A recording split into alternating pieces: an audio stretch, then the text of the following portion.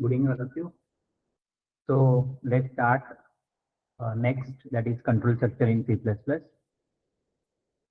So here in these topics, we are going to learn the different control structure operators, which is based on the like sequence, directions, and loops. Okay. So here the C++ program is really not limited to linear sequence of instruction, but may bifurcate, repeat code, and may have the make decision during the process of coding. Okay. So for that purpose, the C++ provide the control structures which is used to control the flow of programs. Okay, मतलब उसका flow जाएगा जैसे कि हम लोग ने you can see here this is a control structure in C++. Yes, so this is a sequence structure है. Okay, so here the entry of program is done with the action 1. First we will assign the values to the variable. Second we will call that particular method or functions, then calculate that particular result. Okay, then we will in the action 3 we will print that result. Okay, so here the different action of sequence like action 1, action 2, action 3 वो sequence में है, one after the another. And the next one is the selection, where you can see the condition to make decision. तो selection में क्या होता है, हम लोग को condition choose करना होता है, whether it is based on the condition. If it is a true, then action 1 is executed. If it is a false, the action 2 will be executed. So they are based on the selections. Okay, and the loop, where we can say the loop is like this. So implementation of while, do while, and for control structure. So entry of the loop, condition will be checked. If the condition is true, action when executed, then again the condition will be checked. So this is the loop, one after the another. मतलब वो condition दिया रहेगा, specify किया होता है वहाँ पे, मतलब for example आपको 1 से लेके 10 तक नंबर आपको प्रिंट करवाने हैं on the screen. Okay, तो आपको क्या करना पड़ेगा, if first we have to initialize the variables I. Okay, so using for loop or you can while loop, you can print all the numbers. Okay, सो 0 1 2 3 4 सारे print करवाने हैं, तो of course आपको उसमें लूपिंग थ्रू कभी ही करना होगा, बिकॉज एक प्रिंट होने के बाद फिर से उसमें इंक्रीमेंट होगा, जो आपका वेरिएबल रहेगा, इंक्रीमेंट होने के बाद वो फिर से सेकंड इंक्रीमेंट होने के 1 के बाद 2 प्रिंट होगा, then 3, then 4, then 5 like this. तो जैसे कंडीशन वहाँ पे फॉल्स हो जाएगा तो अपना एक्शन 2 एग्जीक्यूट हो जाएगा. ओके, तो this is a control statement for the loop. तो यहाँ पे हम लोग 3 चीजें देखने वाले हैं, sequence structure, selection structure and loop structures. तो सीक्वेंस स्ट्रक्चर में स्टेट लाइन होता है जो हम लोगों ने फर्स्ट देखा है. सिलेक्शन में ब्रांचिंग होता है, ब्रांच बोलते हैं, उसमें कंडीशन चेक होता है. ट्रू रहेगा तो particular action 1 executed, if false रहेगा तो action 2 will be executed.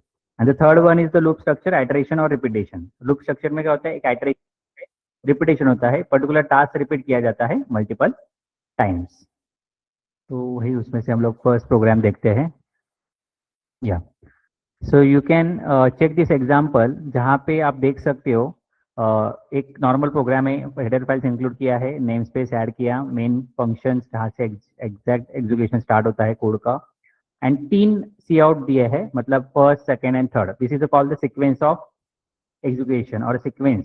Okay, action 1, action 2, action 3 वो सीक्वेंस वाइज है. There is no need of condition, यहाँ पे कंडीशन को चेक करने की जरूरत नहीं है, तो तीनों भी स्टेटमेंट प्रिंट हो जाएंगे simply. Okay, like this sequence structure. After that, selection control structures, जहाँ पे आप चेक कर सकते हो. फर्स्ट विल एक यूजर से डेटा लेंगे हम लोग यहाँ पे. Okay, so enter your gender, whether is male और फीमेल. तो आपको M और F प्रिंट करवाना है. F स्मॉल रहेगा तो भी चलेगा, कैपिटल रहेगा तो भी चलेगा. ओके, तो ये जेंडर का वैल्यू हम लोग यूजर से लेंगे. Then we will selection control structure से क्या करेंगे, चेक करेंगे if it is gender is equal to, okay double sign है ना असाइनमेंट का, तो उसको इज इक्वल टू बोलते हैं, मतलब is equal to F, capital F या स्मॉल एफ होना चाहिए. ओके, दोनों में से एक और ऑपरेटर यूज किया है बिटवाइज और, इसमें से दोनों भी कोई तो एक कंडीशन अपना ट्रू होना चाहिए, तो कैपिटल एफ और एफ स्मॉल एफ देना चाहिए, मतलब एफ स्मॉल फीमेल. ओके, सो सी आउट हेलो और जो भी रहेगा वो प्रिंट होगा. ओके, देन एलसीफ में जेंडर एम रहेगा तो बाय बोलेगा. ओके, सो कैपिटल एम मतलब जेंडर ने एम और स्मॉल एम एंटर किया तो सी आउट क्या आएगा, बाय आएगा. एल्स इनवैलिड इनपुट आएगा, मतलब एफ और एम छोड़ के कुछ भी अदर अल्फाबेट या आपने कैरेक्टर एंटर किया तो the output will be executed like invalid input. Okay, so let's try this code. Okay, तो यहाँ पे एंटर द जेंडर, मैं स्मॉल एफ एंटर करता हूँ, पहलो किया है. ओके, अगेन मैं एम एंटर करता हूँ. So we have to test all types of input parameter, capital M और स्मॉल एम करता हूँ.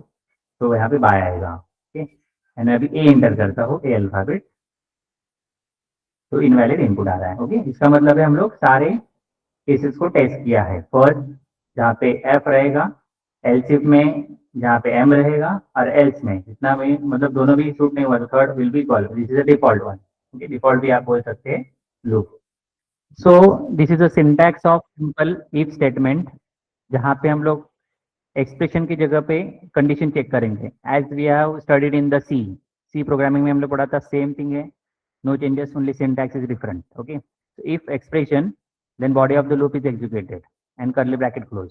Okay, so where the expression is condition that is being evaluated, if the condition is true the statement is executed, and if it is false the statement is ignored and the program continue right after the conditional structure. Okay, तो अभी जो हम लोगों ने recent programme देखा था उसमें if else statement use किया है, if else and else.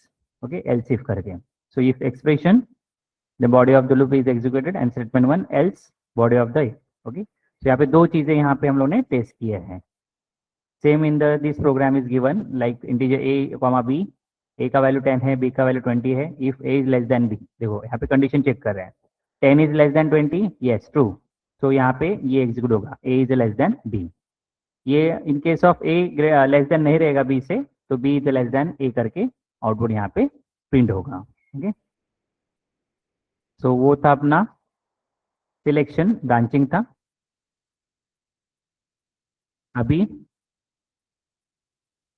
जो है वो आइट्रेशन रहेगा। ओके, इसमें भी है। सो ग्रेडिंग सिस्टम के लिए भी आप एग्जांपल कर सकते हो, like interview marks, if marks is greater than 90 रहेगा तो आपको ग्रेड 1 मिलेगा, if marks is less than greater than equal to 80 रहेगा तो आपको grade B, marks is greater than equal to 70 grade C, marks is greater than equal to 16 grade D, otherwise इसमें से कुछ भी नहीं रहेगा तो फेल आ जाएगा। तो 60 के ऊपर रहेगा तो ही वो पास है, 60 के बिलो रहेगा तो वो फेल रहेगा। ओके, मतलब 60 रहेगा तो ठीक है, ग्रेड डी मिल जाएगा, लेकिन 59 भी रहेगा उसको तो वो ग्रेड एफ पे आके प्रिंट होगा। ओके, तो यहाँ पे आउटपुट दिया है उन्होंने 85 रहेगा तो ग्रेड बी, 45 है तो वहाँ पे फेल शो किया है।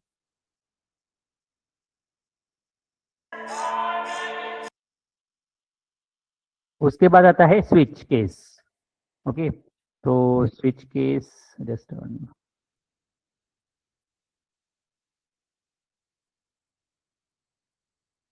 हाँ, स्विच केस में हम लोग ने एक एग्जांपल भी किया था उस लेक्चर्स में, लाइक आपको 1 to 7 में डेज एंटर करने हैं और उसके बाद आपको Monday, Tuesday, Wednesday, Thursday, Friday है क्या वो चेक करवाना है। Okay, with the help of this switch statement. So switch statement is used for multiple branch selection, the syntax switch statement like this, switch expression आपका जो case है यहाँ पे आएगा, वो केस पर्टिकुलर केस मैच होने के बाद वो पर्टिकुलर उसका body of that case will be executed and through the break keyword we will exit that particular case and directly यहाँ पे वो लूपिंग के बाहर आ जाएगा, मतलब करली ब्रैकेट के बाहर आएगा, प्रोग्राम एंड होगा। इन केस ऑफ इसमें से कोई भी एक केस मैच नहीं हुआ तो वो डिफॉल्ट केस पे जाता है, that will be showing in the last part of that program, that is default one. Okay, default case body of executed. Okay, so मैं अभी आपको तुम लोग को एक प्रोग्राम देता हूँ, वही जो हम लोग ने सी में किया था, like enter first on between the 1 to 7, okay, for the day of the week. Okay, वो डे वाला जो वेरिएबल आपको डिक्लेयर करना है, यूजर से वैल्यू लेना है, डे में स्टोर करना है, डे वेरिएबल में, और वही डे वेरिएबल अपना स्विच केस में पास करना है, स्विच में। तो यूजर उसमें से कोई भी 1 एंटर किया तो that will be print the Monday. Okay, cout Monday रहेगा, केस 2 एंटर किया तो ट्यूसडे, केस 3 एंटर किया तो वेनेसडे, 4 किया तो Thursday and so on. And default case में invalid input, please enter the number between 1 and 7 आपका आना चाहिए। Okay, so start executing the code for the switch case statement. So आप यहाँ पे देख सकते हो, सो एक वेरिएबल लिया है इंटीजर डे, ओके, जिसमें हम लोग सिर्फ 1 to 7 नंबर लेने वाले, इसलिए अपना डेटा अपना इंटीजर रहेगा। बड़ा डेटा टाइप यहाँ पे लेने की जरूरत नहीं है, long integer, doubles, float etcetera, just normal you can take an integer data types. Okay, इसमें हम लोग नॉर्मल नंबर स्टोर करने वाले हैं। ओके, सो डे में हम लोग ने एक बार वैल्यू लिया यूजर से कि for example between the 1 to 7, so that number is a pass in between the switch case statement. Okay, यहाँ पे ये for example if I enter the 1, तो ये केस 1 मैच होगा, ये सी आउट एग्जीक्यूट होगा और यहाँ पे ब्रेक होके उसका जो कंट्रोल है वो बाहर आ जाएगा यहाँ पे। ओके, डायरेक्टली यहाँ पे आ जाएगा। ब्रेक करने के बाद वो बाहर आता है, ब्रेक कीवर्ड उसके लिए यूज किया जाता है। ओके, इसमें से कोई भी नंबर ऐड किया तो वो पर्टिकुलर मैच केस यहाँ पे प्रिंट होने वाला है। In the default if the match is not found between the 1 to 7, तो डिफॉल्ट केस में चला जाएगा invalid input, please enter the number between the 1 and 7. Okay, so after executing the code they ask the numbers. If I enter the 5, this is the Friday. Okay, फिर से मैं 8 डाल देता हूँ, दैट इज टोटल 8 है। So invalid input, please enter the numbers between the 1 and 7. Okay, easy है। So this type of example will become in the theory papers. उसके बाद है आइटरेटिव एंड लूपिंग स्टेटमेंट, जिसमें हम लोग तीन चीजें देखने वाले हैं, for loop, while loop, do while loop. Nested loop मतलब लूप के अंदर दूसरा लूप होता है। Okay, so here the programming language C++ looping statement is used to repeat the set of instruction until a certain condition is fulfilled. So the iteration statements are also called as the loops and the looping statements. So this the C++ allow the different types of loop, that is for loop है, while loop है, do while loop है। इसमें से हम लोग first देखने वाले for loop. For loop में first we have to specify the data type. Okay, data type आप बाहर भी डिफाइन कर सकते हो, डिक्लेयर कर सकते हो, और जस्ट अंदर फॉर लूप के अंदर एन यूज कर सकते हो। But if you don't want to waste the space, मतलब आपको कोडिंग का रिड्यूस करना है, you can write the in single line like declaring a variables n is equal to 10, n is greater than 0 and n minus minus. Okay, so in a single line we have to declare all the things like initializing the value, comparing the ये conditions and increment and decrement operators. Okay, so ये हम लोग single line में करते हैं in the for loop. जो उसके बाद ये प्रिंट करवाना है लाइक नंबर्स, लाइक 10 से लेके 1 तक। ओके, फाइनली उसको स्टार स्टार प्रिंट करवाना है। तो इसके लिए हम लोग का स्टार वाला एक एग्जांपल करते हैं। या you can print the 5 numbers, 1 to 5 numbers या 1 to 10 numbers या 1 to 100 number using for loop. Okay, so you can check. So this is the example like for integer f is equal to 1, f less than is equal to 5, f plus plus, मतलब increment हो रहा है ना value मेरा 1 से लेके 1 plus 1 2, 2 plus 1 3, 3 plus 1 4, 4 plus 1 5। तो ऐसा उसका एग्जीक्यूशन। तो इसका एक स्टार वाला एग्जांपल करते हैं हम लोग। Try this example, this is a example for the like printing the positive numbers. जब तक आप उसका नेगेटिव नंबर एंटर करते रहोगे, so they are asking the, so this is the code to do while loop for the use input validation. तो यहाँ पे क्या करेगा, फर्स्ट ये एग्जीक्यूट होगा, उसके बाद कंडीशन चेक होगा। ओके, सो यहाँ पे जैसे मैं ये प्रोग्राम को एग्जीक्यूट करता हूँ तो मुझे वो नंबर पूछेगा, एंटर द पॉजिटिव नंबर। मैं पॉजिटिव नंबर एंटर करने के बाद वो यहाँ पे डायरेक्ट प्रिंट आएगा, मतलब लूप के बाहर चला जाएगा, बिकॉज इस नंबर इज ग्रेटर देन 0 ना। तो 0 के ऊपर का जितने नंबर रहेंगे वो पॉजिटिव रहते हैं, और 0 के नीचे वाले जितने नंबर रहते हैं वो नेगेटिव रहते हैं, -1 -2 -3। तो इसको एग्जीक्यूट करने के बाद आप देख सकते हो positive number in case of मैंने -1 दिया तो फिर से पूछेगा कि एंटर द पॉजिटिव नंबर्स, -5 किया, जैसे मैं पॉजिटिव नंबर एंटर करता हूँ तो they will show the numbers. तो enter the number is 2। Okay, so everyone please try this example. Okay, so let's move ahead next topic. तो 3 स्टेटमेंट है जो हम लोग को यहाँ पे हम लोग को लर्न करने वाले हैं। तो यहाँ पे देख सकते हो ब्रेक स्टेटमेंट है, continue statement, go to statement and exit statement. Okay, so इसको ब्रेकिंग स्टेटमेंट बोलते हैं। मतलब आपका कोई भी कंडीशन आपका एग्जीक्यूट हुआ है और आपको अगले वाले जितने भी स्टेटमेंट है उसको इग्नोर करवाना है या स्किप करवाना है, तो आप ये ब्रेकिंग स्टेटमेंट यूज करने हैं। तो we can leave the loops even if the condition for it and is not fulfil. So it can be use to end the infinite loop or to force it to the end before the natural end. So in this section we will discuss the different statements: break, continue, go to and exit. तो उसमें से first है that is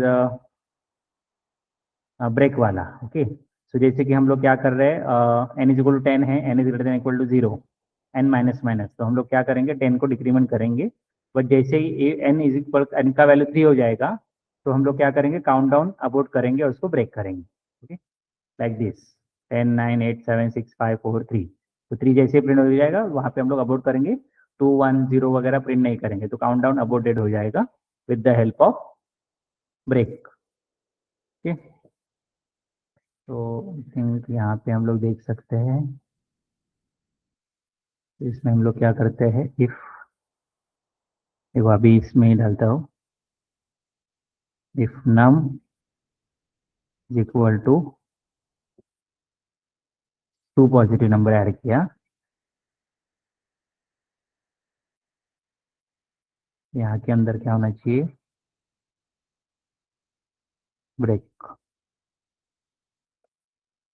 count down about it. Okay, तो positive number मैंने -1 डाला, enter the number, -6 डाला, जैसे मैं 2 एंटर करता हूँ तो क्या करेगा, count down about and you enter 2 he. Okay, तो जो काउंट डाउन अबाउट है मतलब वहाँ पे वो स्टॉप हो जाएगा, इसका यूज होता है ब्रेक कीवर्ड का। ओके, देन उसके बाद continue keywords. Okay, so continue keyword में क्या होता है, जो स्कीपिंग पार्ट ये यूज होता है, like you can say, like यहाँ पे कंडीशन चेक दिया है, if n is equal to 5, is equal to 5 मतलब इसका क्या मतलब होता है, जैसे ही 5 आ गया उसको आपको स्किप करवाना है और नेक्स्ट पे चला जाना है, 4 3 2 1, मतलब वो जो सीक्वेंस वाला जो आउटपुट रहेगा उसको स्किप किया जाएगा with the help of continue keywords. Okay, तो इसमें आप देख सकते हो, एक्चुअली माइनस माइनस है, देखो 10 9 8 7 6 5 प्रिंट हो गया, नहीं हो गया क्योंकि 5 ने उसको क्या किया, स्किप किया है और नेक्स्ट वाले पे चला गया, that is 4 3 2 1। Okay, in case of ये नहीं रहता तो क्या होता था, तो सारे नंबर प्रिंट होते 10 9 8 7 6 5 4 3 2 1। ओके, बट जैसे ही हम लोग यहाँ पे कंटिन्यू कीवर्ड यूज करते हैं इन द कंडीशन, तो this will skip the 5।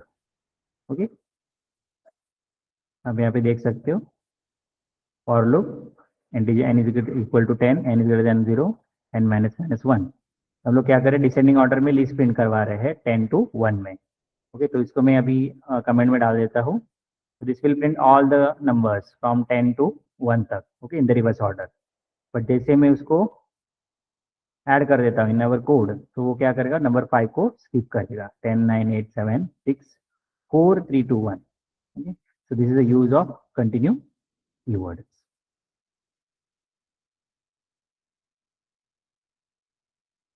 Then go to loop है, तो हियर जैसे आपने पर्टिकुलर कहाँ पे, तो आपको भेजना है, लाइक कंट्रोल भेजना है from some of part from the other part in the code. Okay, तो यहाँ पे क्या किया है ना, गो टू लूप किया है, इफ n का वैल्यू ग्रेटर देन 0 रहेगा तो वो गो टू लूप, लूप कहाँ पे है, यहाँ पे, तो इसका कंट्रोल यहाँ पे चला जाएगा, it's a work like an looping also. Okay, तो यहाँ से कुछ कंडीशन मैच हो गया तो उसको फिर से स्टार्ट में भेज देना है, फिर the again processing of that particular part of that C++ program. Okay, so this will print the 10 9 8 7 6 5 4 3 2 1. Okay,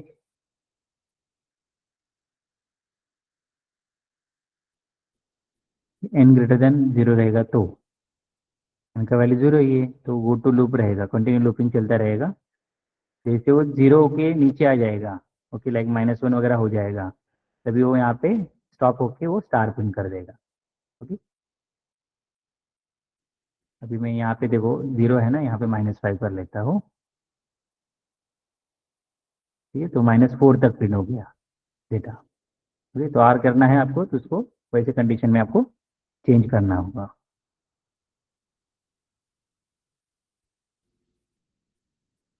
and last break statement में आता है एग्जिट वाला, जहाँ पे आपको कोड को एग्जिट करवाना है। तो यहाँ पे देख सकते हो जैसे कि the number is greater then 5 और इक्वल रहेगा तो अपना एग्जिट में आएगा। तो ये जो अपने करंट प्रोग्राम है इसमें भी कर सकते हो आप, like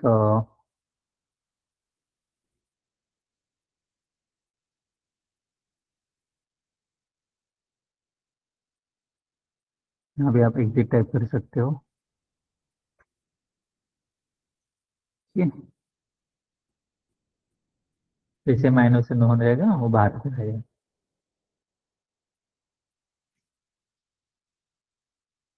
in argument of function called exit integers. So let me look.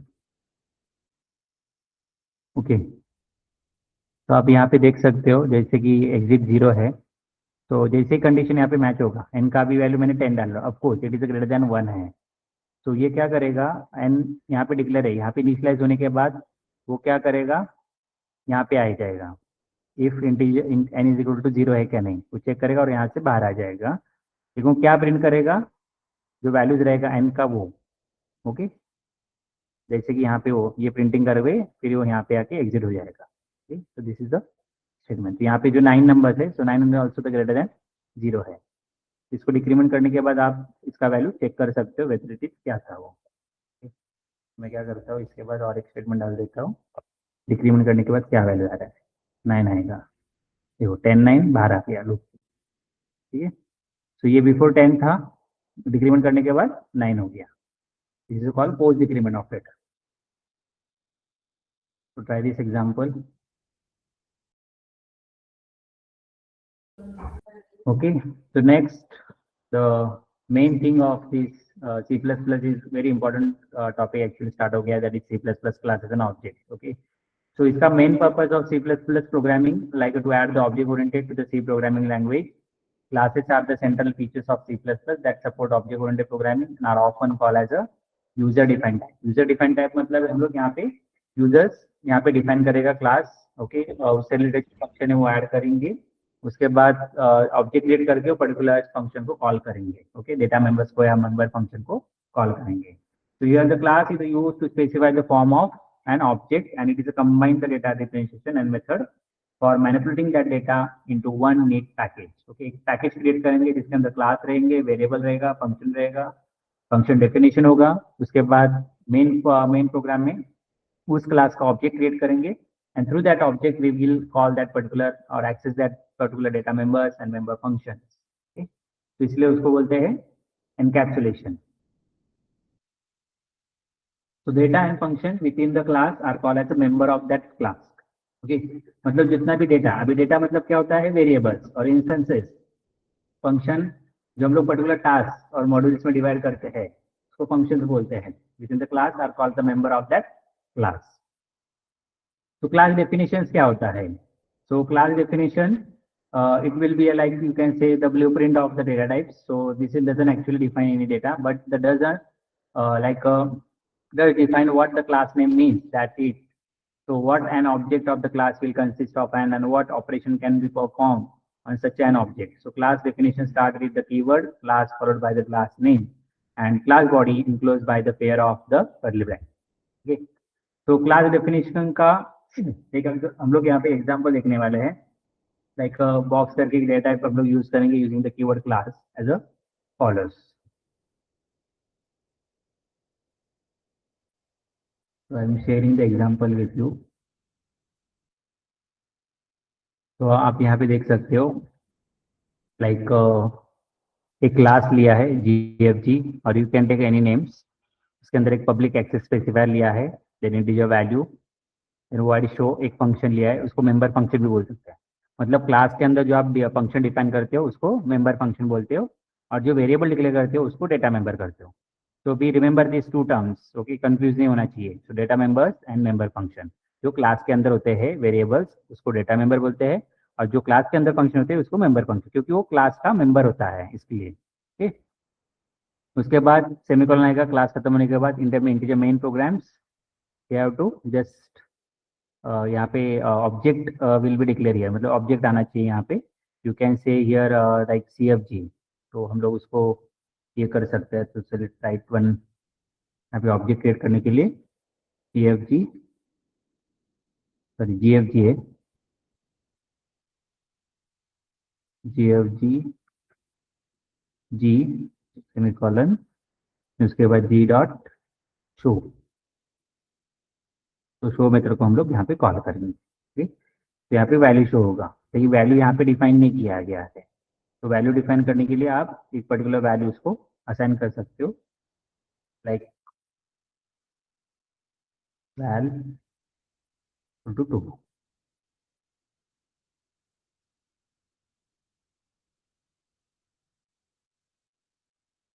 Okay,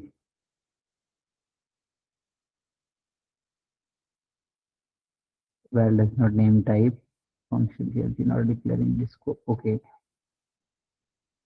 FG, okay, F capital हो गया मेरे गलती से, और होना चाहिए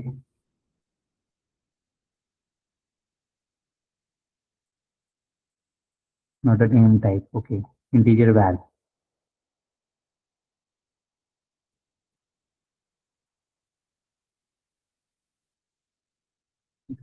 कमेंट करता हूँ.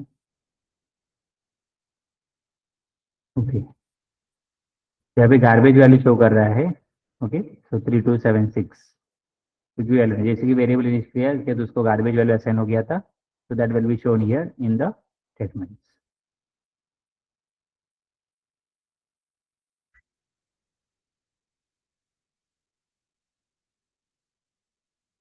But if you want to assign some values, you can assign with the help of anything like function declare करके उसमें एक पैरामीटर पासिंग के थ्रू आप वैल्यू ये कर सकते हो. उसका भी हम लोग एग्जांपल देखेंगे. जैसे I am making one example with you.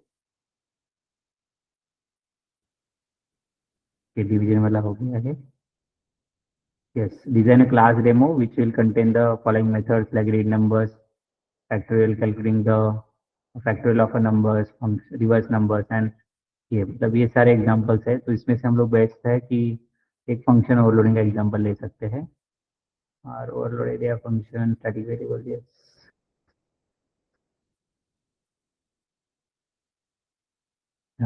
Best example में दिया है. तो इसमें देख सकते हैं आउटर क्लास क्रिएट किया है, एक इनर क्लास है. तो नेस्टेड क्लासेस का एग्जांपल है. इसमें एक डिस्प्ले फंक्शन है जिसमें हम लोग this is the inner class करके डिस्प्ले करेंगे एंड वर्ड शो में this is the outer class. Okay, because ये इनर क्लास के अंदर है ना, इसको इनर बोलेंगे और जो आउटर है उसको आउटर क्लास बोलेंगे. ठीक है, दोनों का मेथड अलग अलग है. यहाँ पे डिस्प्ले मेथड है, यहाँ पे शो मेथड है. The function outer object dot show. Okay, तो आउटर क्लास को लेके ये बनाया है outer colon or you can use that is call it as a scope resolution operator, then inner class name, then inner object name, then inner object dot display. मतलब क्या करेगा, creating an object of inner class using outer. Okay? So this is another way you can create an object. Okay, nested classes के अंदर के दोनों भी method को access करने का नया तरीका. Okay, after executing you see this is the outer class, this is the inner class. मतलब दोनों भी स्टेटमेंट एग्जीक्यूट हो रहे हैं. तो इन केस ऑफ आपने यहाँ पे आउटर कीवर्ड नहीं यूज करते तो क्या होता था. तो जस्ट कमेंट आउट करते हैं. okay, so the compiler will show the errors. okay, so inner object not declared in this scope. तो हम लोग को वही फॉलो करना होगा with the help of outer class name. Okay, but वहां पे आपको क्या करना है, स्कोप रिजोल्यूशन ऑपरेटर यूज करना है. सो फंक्शन डेफिनेशन भी बोल सकते हैं आप इसको यूजिंग द क्लास नेम.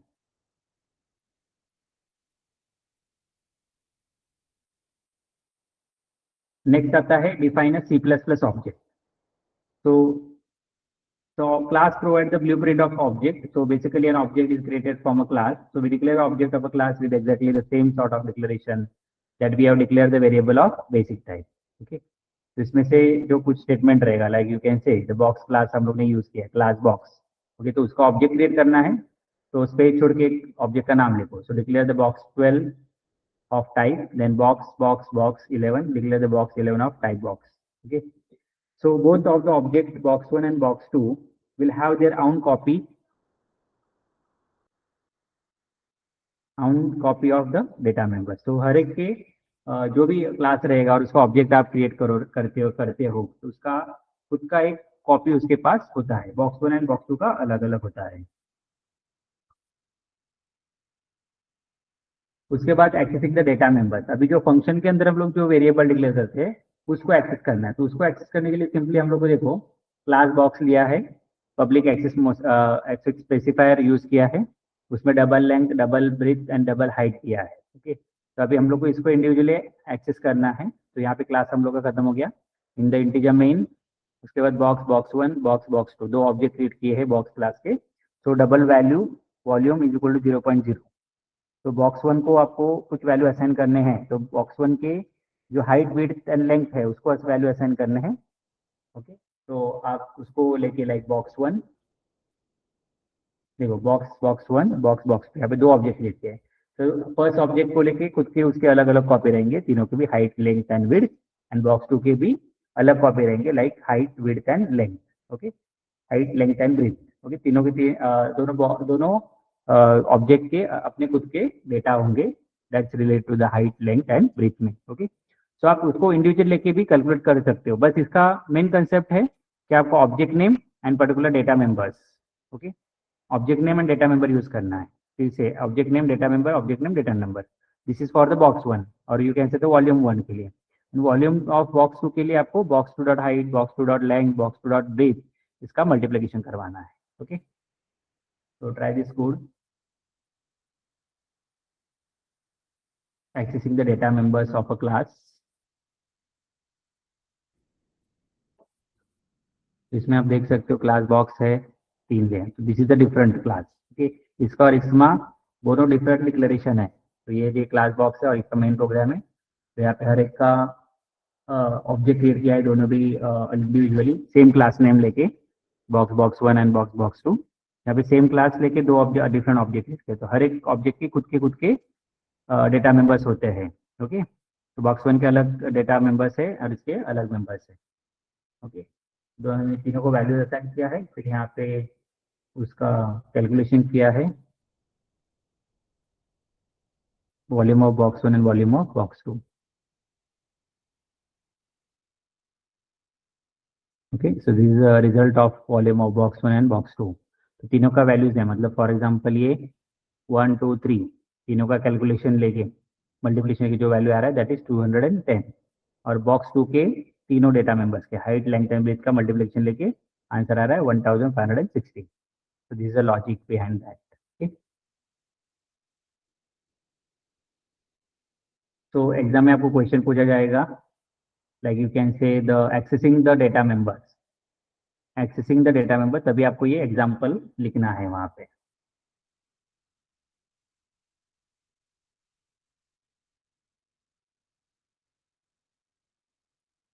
ये ट्राई करो कोड।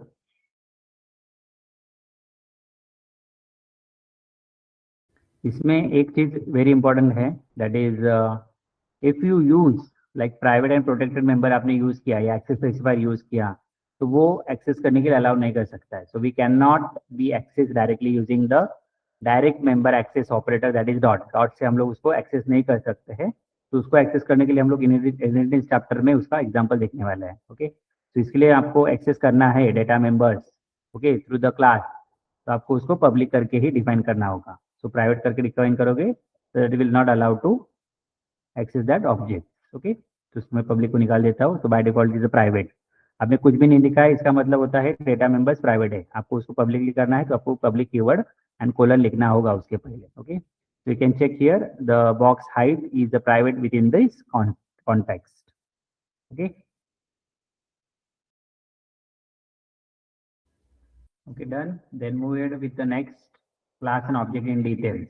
ठीक, तो अब लोग अभी तक हम लोग जितने भी एग्जाम्पल देखे हैं वो क्लास एंड ऑब्जेक्ट के देखे हैं। उसके बाद मेंबर फंक्शन, जो वेरिएबल्स हम लोग डिक्लेयर कर सकते हैं इनसाइड द क्लास, उसके बारे में भी हम लोग ने अभी स्टडी किया है।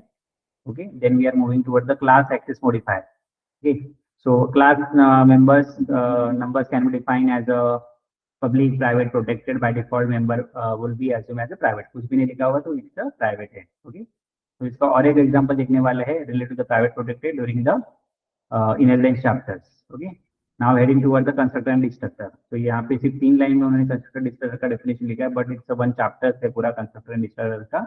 So class constructor is a special function in a class that is called when the new object of that class is created. And destructor is also a special function which is called when the object is deleted. Okay, so destructor मतलब construct करना है, automatically initialize करना है class को। So let's see one example based on this constructor.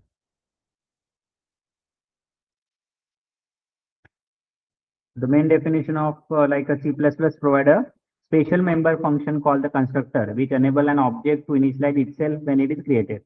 जैसे ही यहाँ पे object create किया जाएगा तो क्लास को ऑटोमेटिकली इनिशियलाइज होता है। ओके, तो जैसे ही हम लोग ऑब्जेक्ट क्रिएट करेंगे तो क्लास को इनिशियलाइजेशन होता है। So this known as automatic initialization of object.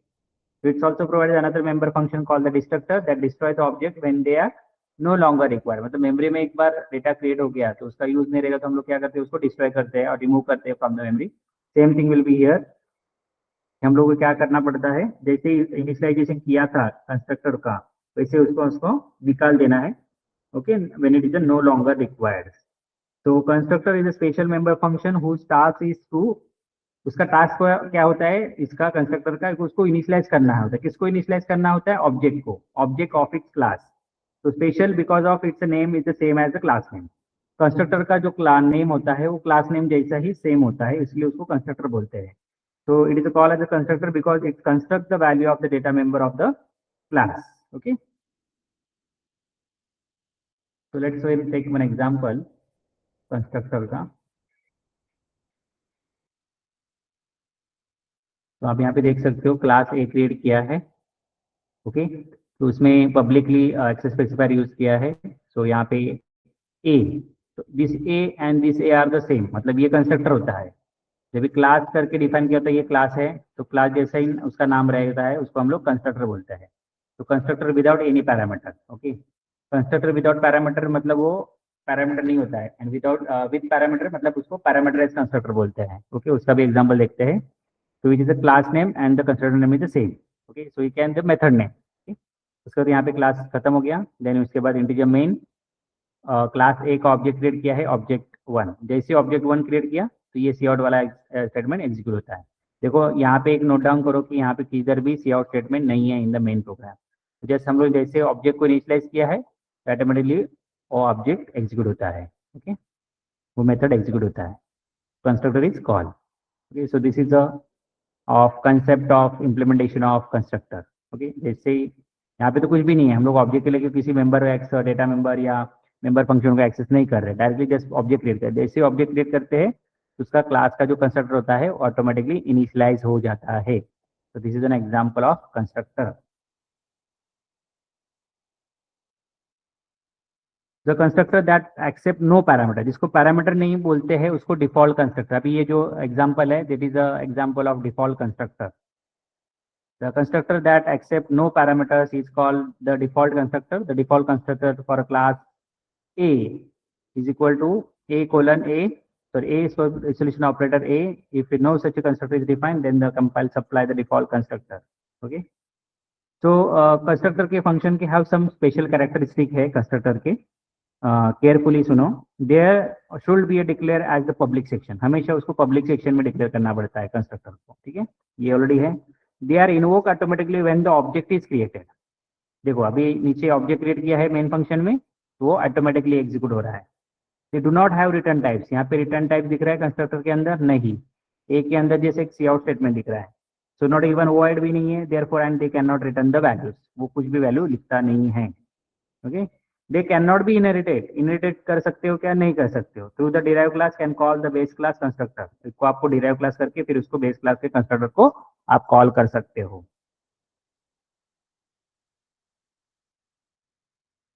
उसके बाद constructor can not be a virtual. Meaning of virtual will be discuss later in the chapter of like inheritance. We can not refer their addresses, addresses हम लोग रिफर नहीं कर सकते। An object with the constructor can not be use as a member of union, and they make implicit call to the operation new and delete when the memory allocation is required. Okay, so these are the special characteristic of a constructor. उसके बाद एक parameterise constructor example देखते हैं।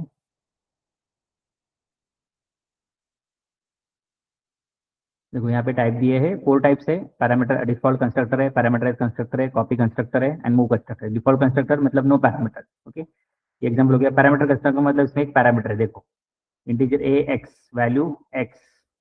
उसके बाद हम लोग यहाँ पे क्या करेंगे, उसका ऑब्जेक्ट क्रिएट करेंगे, एक वैल्यू यहाँ पे पास करेंगे, सप्लाई करेंगे, ए डॉट वैल्यू को प्रिंट करेंगे।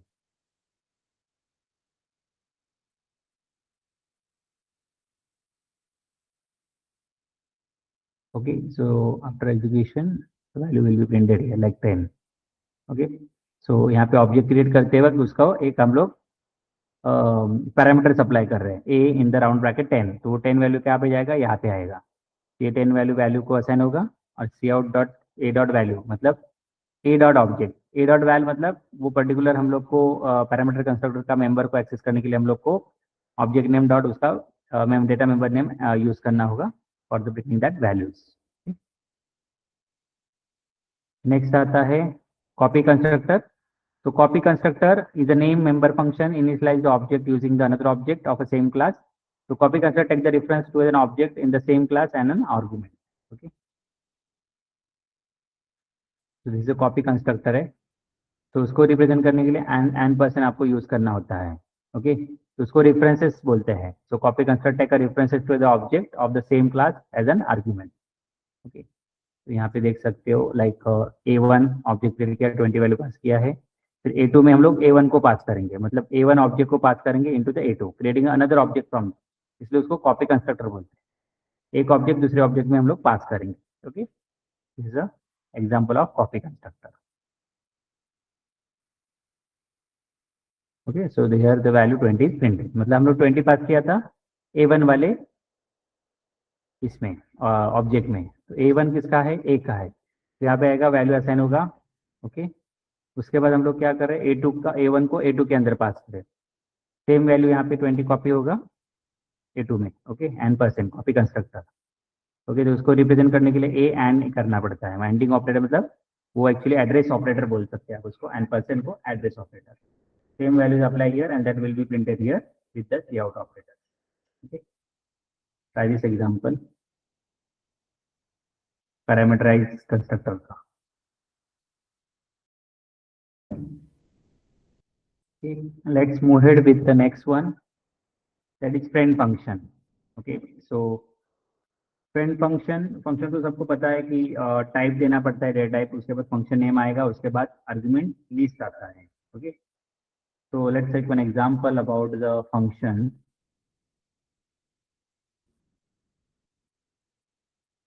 So please check with this. सब लोग क्या कर रहे हैं, एक फंक्शन डिक्लेरेशन बोलते हैं इसको। इसके बाद डायरेक्ट सेमीकोलन आता है, देखो integer max, integer num1 comma integer num2, मतलब ये फंक्शन डिक्लेरेशन हो गया। उसके बाद मेन फंक्शन आता है जिसके अंदर हम लोग दो वैल्यू लेने वाले हैं, integer a is equal to 100, b is equal to 100, और एक रिजल्ट स्टोर करने के लिए और एक वेरिएबल है दैट इज रेट। उसके बाद rate is equal to max a comma b। तो हम लोग क्या कर रहे हैं, 100 एंड 200 एक फंक्शन में पास कर रहे हैं एज एन पैरामीटर, दो वैल्यूज को, और वो कहाँ पे जाएगा, यहाँ पे मैक्स फंक्शन में, ये जो मेन फंक्शन के बाहर होता है। यहाँ पे देखो फंक्शन डिफाइन किया है, उसको फंक्शन डेफिनेशन बोलते हैं। तो integer max, integer num1 comma integer num2, जो ऊपर था वो डिक्लेरेशन पार्ट था फंक्शन का, डिक्लेयर करके छोड़ दिया तो चलेगा, कुछ प्रॉब्लम नहीं है, कंपाइलर को पहले पता चलता है कि आपको डिफाइन किया हुआ है। जस्ट उसके बाद क्या करना है, आपको उसको रिटर्न करना है, फंक्शन डिफाइन करना है, डिक्लेयर नहीं। डिफाइन एंड डिक्लेरेशन में फर्क होता है, डिक्लेरेशन मतलब डिक्लेयर करके रखना, डिफाइन मतलब उसका यूज करना। तो integer max, integer num1 comma integer num2, इसके अंदर हम लोग एक वेरिएबल लेंगे result. If num1 is greater then num2, num1 का वैल्यू रिजल्ट को असाइन होगा, एल्स num2 का वैल्यू रिजल्ट को। इफ num1 ग्रेटर रहेगा तो वो, मतलब जो ग्रेटेस्ट वैल्यू है हम लोग को प्रिंट करवाना है, तो num1 इज ग्रेटर रहेगा तो वो फर्स्ट वाले इसमें ही सक्सेसफुली एग्जीक्यूट हो जाएगा, अदरवाइज वो स्मॉल रहेगा तो सेकंड वाला एल्स स्टेटमेंट विल एग्जीक्यूट, और यहाँ पे जो रिजल्ट है होता है रिटर्न होता है। सो रिटर्न कब कीवर्ड होता है, ये रिजल्ट क्या करेगा, जो वैल्यूज है वो यहाँ पे भेजेगा, कहाँ पे, ये वाले लाइन पे भेज देगा रिटर्न होने के बाद रिजल्ट। तो ये रिजल्ट इसको असाइन होगा रेट वेरिएबल को, और वही रेट वेरिएबल हम लोग प्रिंट करेंगे using the C out keyword. Okay, तो after executing will check the max value is 200। Okay, so कौन सा एग्जीक्यूट हो गया अपना, second part, so else part will be executed here. ठीक है, so this is the example of function. Please try this example. Next example, that is multiple parameter we are using in the function. Okay, तो आपको क्या करना है, just we have to write one function. Okay, sum, that is में तीन parameter pass करेंगे, integer a, integer b, integer c। इसको अलग से डिक्लेयर नहीं किया है, फंक्शन डिक्लेरेशन मतलब फंक्शन डिफाइनिंग के टाइम पे उसको डेटा टाइप मेंशन किया है। फिर इसमें क्या करेंगे, सी आउट कीवर्ड में हम लोग तीनों का भी एडिशन करेंगे, a plus B plus C का। तो जैसे in the main program we have call that particular sum function with the passing three values at the same times. Okay, तो जैसे मैं उसको रन करूंगा, that will print the sum 6। Okay, इसलिए देखो यहाँ पे ओएड दिया है, इसका मतलब होता है यहाँ पे फंक्शन कुछ वैल्यूज रिटर्न नहीं कर रहा है। Okay, this is the exact definition of this function. उसके बाद आप और एक एग्जांपल देख सकते हैं, लाइक तीन पैरामीटर ही है, लेकिन उसके अंदर हम लोग क्या कर रहे हैं, तीन अलग अलग डेटा टाइप यूज कर रहे हैं। इसमें हम लोग ने तीनों भी इंटीजर यूज किया है, तो हम लोग यहाँ पे तीनों भी डिफरेंट डेटा टाइप यूज करेंगे। We can check that is get info, string name, integer age, double height. हर एक का डेटा अलग है, तीनों भी पैरामीटर है। तो यहाँ पे हम लोग क्या करेंगे, वो पर्टिकुलर फंक्शन को कॉल करेंगे। ओके, तीनों वैल्यू हम लोग पास कर रहे हैं। जो स्ट्रिंग वैल्यूज रहता है वो इन्वर्टेड कॉमा में होता है। Okay, so this is an example. ठीक है, नेक्स्ट आता है friend function. So friend function is permitted full access to the private and protected member of a class. So let's take one example. Friend function in C++. अपने study material में उसका पूरा example वगैरह नहीं दिया है, बट ये exam point of very important question है। Friend function and inline function, ये दोनों भी फंक्शन, तो ये दोनों भी 5 मार्क्स के लिए आ सकता है। आपको उसको डेफिनेशन लिख के उसका एक एग्जाम्पल लिखना है। Okay, then you will get the full marks. Okay, so I'm sharing the diagram with you.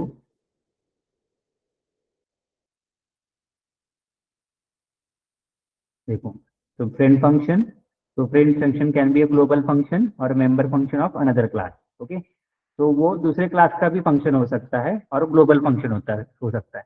तो क्लास के अंदर जो फंक्शन आता है वो private member, variables and function होते हैं, और जो बाहर आता है, क्लास के बाहर आता है, उसको फ्रेंड फंक्शन बोलते हैं। Has a privileges to access all the private protected member of the class. Okay, तो उसको पूरा राइट्स होता है तो प्राइवेट एंड प्रोटेक्टेड मेंबर्स को एक्सेस करने का। ओके, तो this an example.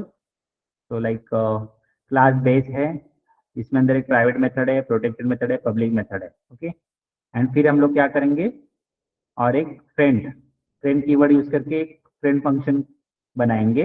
Okay, then उसके बाद वो फ्रेंड फंक्शन को ऐसे यूज कर सकते हैं, they are like passing an object reference okay into that function, through that you can with the help of an object, and that private variable can be accessed. Same thing, using the object, protected variable can be accessed using the friend function. Okay, दूसरा example दिखा देता हूँ friend function का, that is simple one.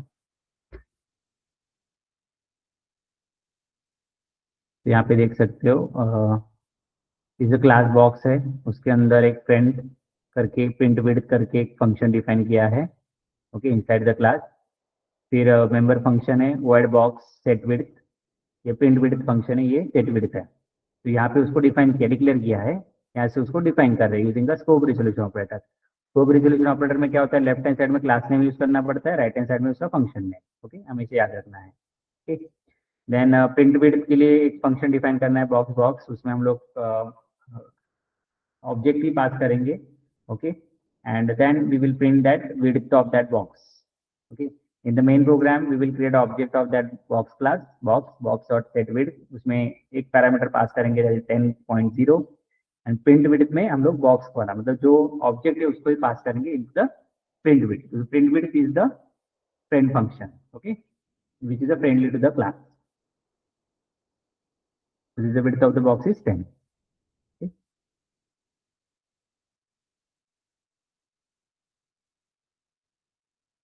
उसके बाद आता है inline function. To enable the cost of calls to the small function, C++ proposes a new features called the inline function. तो हम लोग का next topic है, that is inline function.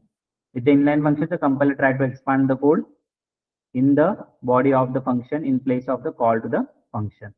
Okay. So let's see one example of inline function. इसमें आप देख सकते हो inline integer max.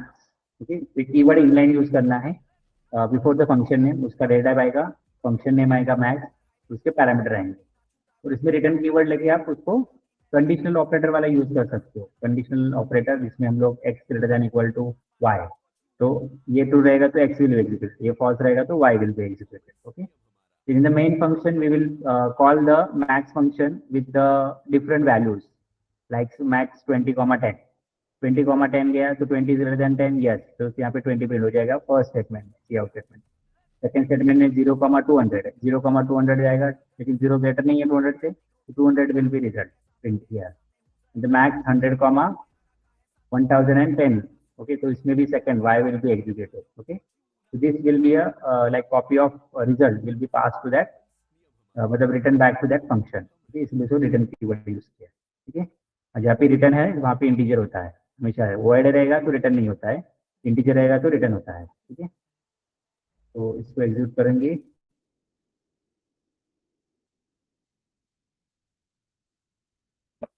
Okay, so यहाँ पे आपको वैल्यू मिल जाएगा 20 10 में से 20 बड़ा है, 0 200 में से 200 बड़ा है, 100 1010 से 1010 बड़ा है। Okay, try this example.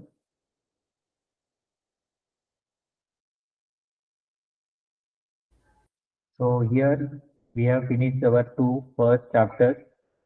Okay, classes and objects, जिसमें हम लोग ने friend classes and friend functions, inline function वगैरह किया है। From the next lecture we will start the constructor and destructor. Okay, तो इसके रिलेटेड आपको कुछ डाउट रहेगा तो दे कैन आस्क। तो आज के लिए हम लोग यहाँ पे स्टॉप करते हैं।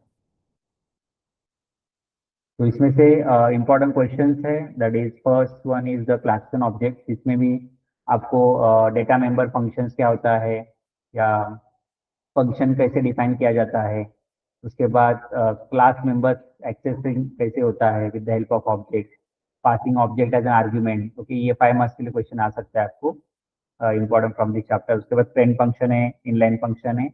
ओके, ये 3 टॉपिक्स बहुत इंपॉर्टेंट है from this chapter. Okay, and constructor destructor में से वही है, what is the constructor, explain the different type of constructor with the help of example. Destructor आ सकता है फॉर द 5 मार्क्स के लिए। ओके, लेकिन डिस्ट्रक्टर के लिए आपको उसको प्रोग्राम लिखना है, so that will B study in the next lecture. Okay, thank you everyone.